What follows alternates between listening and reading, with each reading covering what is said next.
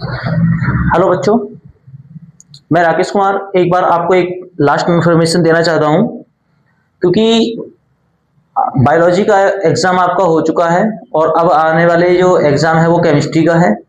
और केमिस्ट्री में और उससे पहले भी सारे एग्जाम्स के बारे में मैंने आपको सारी इन्फॉर्मेशन दे चुका हूं।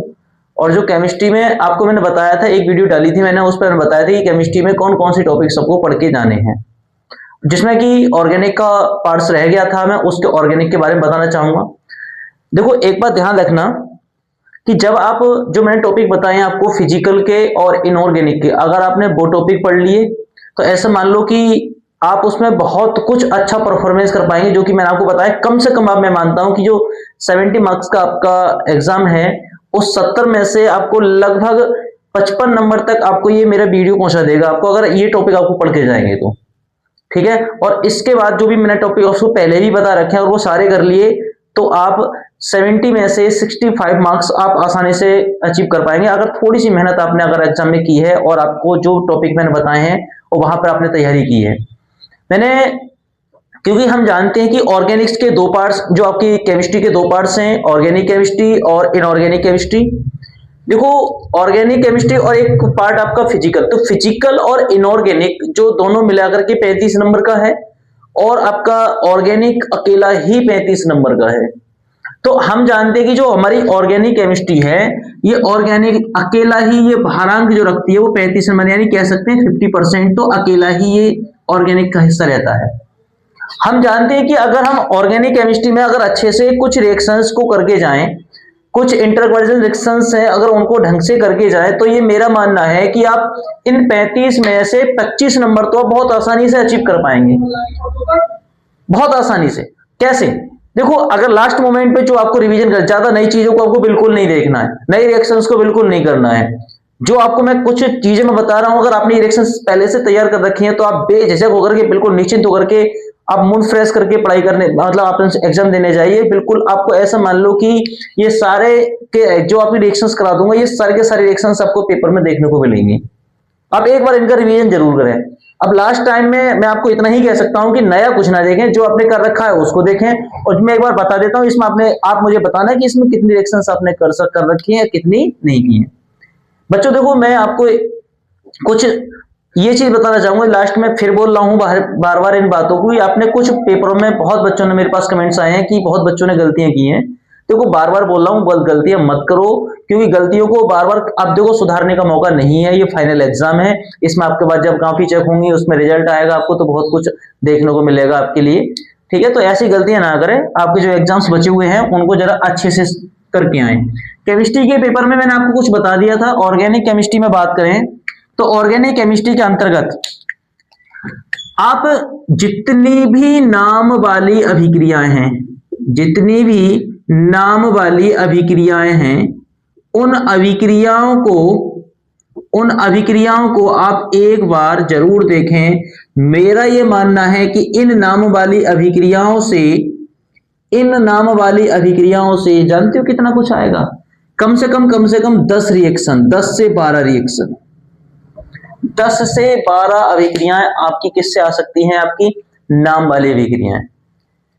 आप कहेंगे सर क्या रखी हुई मिलेंगी, ये ऐसे ही मिलेंगे? अरे नहीं साहब, जिसमें कि कुछ रिएक्शंस ऐसी होंगी, मैं बोल सकता हूं 6, 7 या 8 रिएक्शंस, जो कि बाकायदा नाम से पूछी जाएंगी।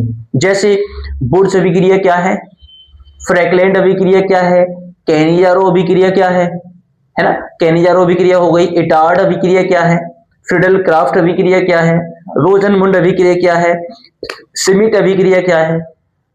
तो ये कुछ अभिक्रिया मैंने जो नाम बताए हैं, इनमें से कुछ रिएक्शंस तो ये 5 से 6 या 7 रिएक्शंस जो होंगी वो नाम से पूछी जाएंगी कि इनके बारे में टिप्पणी लिखिए।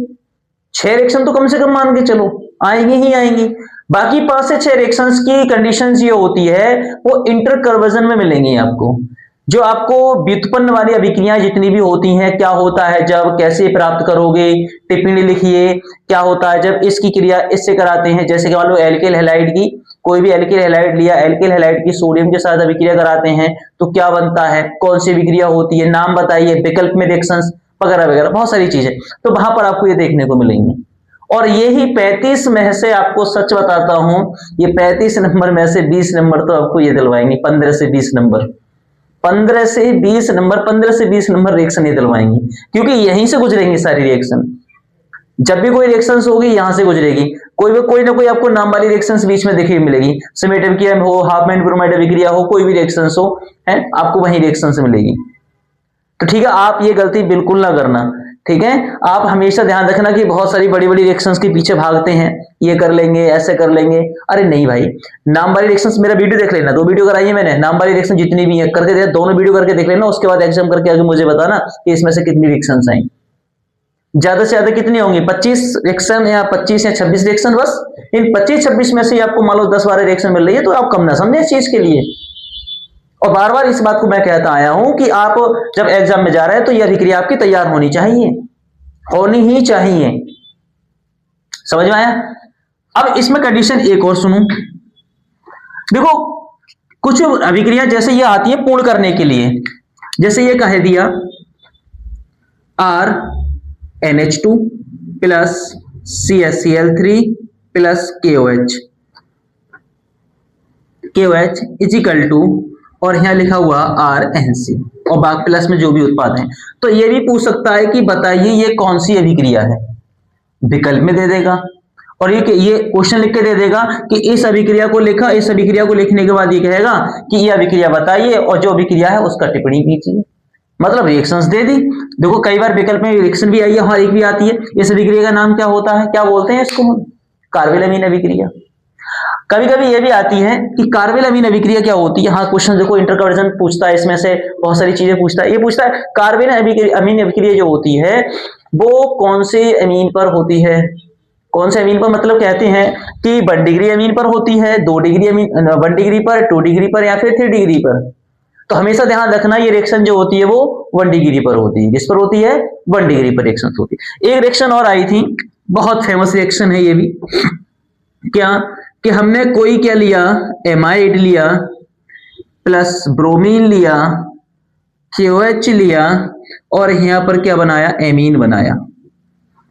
अब एक बात है, कभी कभी कहते हैं कि यहां पर ये लिख के देगा, कभी कभी यहां पे दे देता है एमाइड और यहां लिख देता है एमीन। तो रिएक्शन पूछता है, ये इंटर कन्वर्जन में भी आ जाती है कि एमाइड से एमीन कैसे बनाओगे, तो एमाइड से एमीन बनाने की विधि को हम क्या कहते हैं। तो एमाइड से एमीन बनाने की विधि विकल्प में आया था कि ये एक रिएक्शन लिख के दे दी थी कि बताओ ये अभिक्रिया कौन सी है। तो इसके नीचे क्या हुआ था, विकल्प दे दिए थे 4 कि भाई बोर्ज अभिक्रिया है, फ्रैंकलैंड अभिक्रिया है, भाई कार्बेलामीन अभिक्रिया है या हाफमैन ब्रोमाइड अभिक्रिया है। तो पेपर में आई थी रिएक्शन, भाई बच्चों को पता है, अरे भाई ये तो कार्बेलामीन है, अरे नहीं नहीं नहीं बोर्ज अभिक्रिया। बच्चे जिनको पता होता है वो सही कर देते हैं, जिनको नहीं पता होता वो भाई क्या करेंगे, तुक्का लगाएंगे। तो जिनको पता है कह देंगे अरे एमाइड है, एमीन है, सर ने बताया था जो एमाइड को एमीन में परिवर्तित करे उसको हम क्या कहते हैं, हाफमैन ब्रोमाइड अभिक्रिया। क्या कहते हैं, हाफमैन ब्रोमाइड अभिक्रिया। ठीक है, तो कोई नहीं, आप इन रिएक्शंस को बहुत आसानी से कर पाएंगे। देखो आप इतने समझदार हो चुके हैं और आपने जितने भी एग्जाम आपके हिंदी का, इंग्लिश का और बायोलॉजी का एग्जाम हो चुका है, तो ये 3 एग्जाम देने के बाद आपके समझ में इतना तो आ चुका होगा कि एग्जामिनर जो एग्जाम पूछ रहा है वो किस लेवल के पूछ रहा है, जो क्वेश्चंस पूछ रहा है वो किस लेवल के पूछ रहा है, समझे नहीं। तो आप उसी लेवल से ही नेक्स्ट एग्जाम की तैयारी करें। समझ में आया नहीं आया, तो आप इतना कोशिश करें। आपको बस मुझे इतना ही बताना था इस वीडियो के माध्यम से कि आप कम समय में ज्यादा मार्क्स को कैसे अचीव करें। तो आपकी मेरी सलाह ये रहेगी कि जितने भी ऑर्गेनिक केमिस्ट्री के जितने भी पार्ट्स मैंने बताए हैं आपको वो करके जाएं।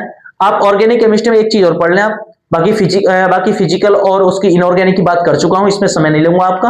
आप इतना नाम वाली रिएक्शंस जितनी भी हैं वो आप सब कंप्लीट करें, नाम वाली रिएक्शंस सब कंप्लीट करें। आईयूपीएसी नाम पढ़ के जाएं, ये 2 काम आप करके जाएं, आईयूपीएसी नाम और नाम वाली रिएक्शंस। इतना ध्यान रखना, प्राथमिक अमीन प्राथमिक जो आपका कहते हैं प्राथमिक एल्कोहल, द्वितीयक एल्कोहल, तृतीयक एल्कोहल, प्राथमिक अमीन, द्वितीयक अमीन, तृतीयक अमीन, SN1 अभिक्रिया और SN2 अभिक्रिया क्या होती हैं, ये 4 से 5 टॉपिक अगर इनको ही पढ़ के चले गए तो आप 35 में से 20 मार्क्स तो आप बहुत आसानी से अचीव कर लेंगे। बस लिखने का पैटर्न बहुत बेस्ट होना चाहिए।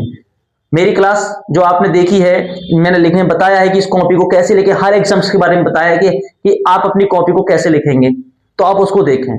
ठीक है, तो मैं ज्यादा समय नहीं लूंगा, अपनी वीडियो को यहीं क्लोज करूंगा। और इतना याद रखना कि भाई इन टॉपिक को पढ़ो और आपका एग्जाम कैसा होगा केमिस्ट्री में, एग्जाम आने के बाद मुझे बताएं कि सर हमारे एग्जाम ऐसा हुआ, कमेंट्स करें। और दूसरी चीज, जैसे ही एग्जाम हो जाएगा उसकी एनालिसिस भी मैं कराऊंगा आपको।